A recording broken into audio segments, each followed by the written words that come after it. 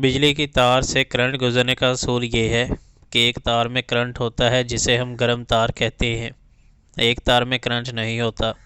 Current کا مطلب ہے چارج یعنی کہ الیکٹرون، اور چارج گرم تار سے ٹھنڈی تار کی طرف جاتا ہے۔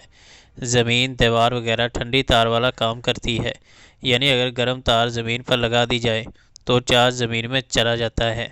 ایسا کرنا نہیں کیونکہ یہ سارے گھر کی تاریں جلا دے گا۔ انسان کا ہاتھ، پاؤں زمین، دیوار یا ٹھنڈی تار پر ہو تو چارج یعنی کہ الیکٹرون کو گزر کر زمین میں جانے کا راستہ مل جاتا ہے، اور چارج انسان کے اندر سے ہو کر زمین میں جانا شروع ہو جاتے ہیں۔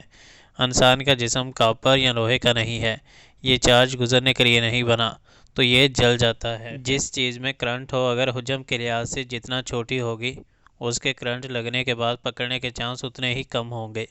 اگر حجم کے لحاظ سے بڑی ہوگی، اتنے ہی چانس ہوں گے کہ وہ آپ کو پکڑ لے۔ یہ کرنٹ کے وولٹ کی مقدار پر بھی منحصر ہوتا ہے۔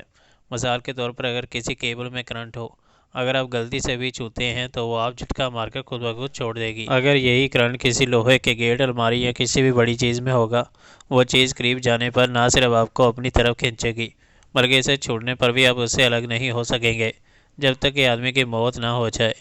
کرنٹ لگنے کے بعد بجلی انسان کے دماغ، دل کی دھڑکن کی ترتیب کو متاثر کرتی ہے، جس کی وجہ سے انسان کی موت واقع ہو جاتی ہے۔ جب کسی شخص کو کرنٹ پڑتا ہے تو بجلی اسے پکڑ کیوں لیتی ہے، یا جب چھوڑتی ہے تو پٹک کر چھوڑتی ہے، اور اگر کرنٹ کی شدت زیادہ ہو تو اس وقت تک کیوں نہیں چھوڑتی یہاں تک کہ اس کی موت واقع ہو جاتی ہے۔